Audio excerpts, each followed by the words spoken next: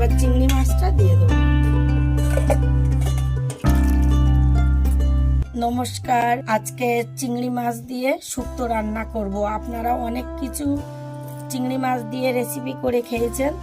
আজকে আমি চিংড়ি মাছ দিয়ে শুক্তো রান্না করব। উচ্ছে লম্বা লম্বা করে কেটে নিয়েছি, চৌকো করে আলু কেটে নিয়েছি। আমি কি করে শুক্তোটা বানাই আপনারা দেখতে থাকুন। চিংড়ি মাছটাকে লবণ হলুদ দিয়ে ম্যারিনেট করে নেব।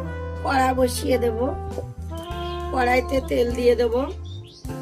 তেল গরম হয়ে গিয়েছে, শুক্তোর আলুটা ভেজে নেব। অল্প একটু লবণ দিয়ে দেবো, অল্প একটু হলুদ দিয়ে দেবো। আলুটা ভাজা হয়ে গিয়েছে, এবার তুলে নেব। এই কড়াইতে আবার উচ্ছেটা ভেজে নেব।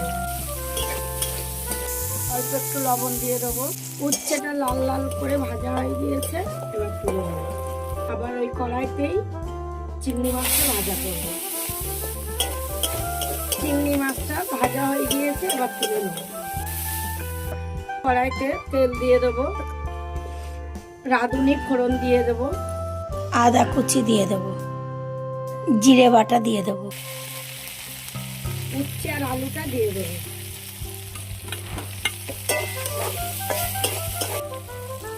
লবণ দিয়ে দেবো, হলুদ দিয়ে দেবো। সবজিটা কষানো হয়ে গিয়েছে, এবার সর্ষে বাটার জলটা দিয়ে দেবো।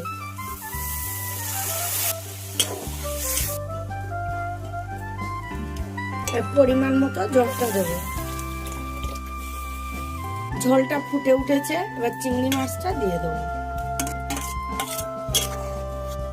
এবার ঢেকে দেবো।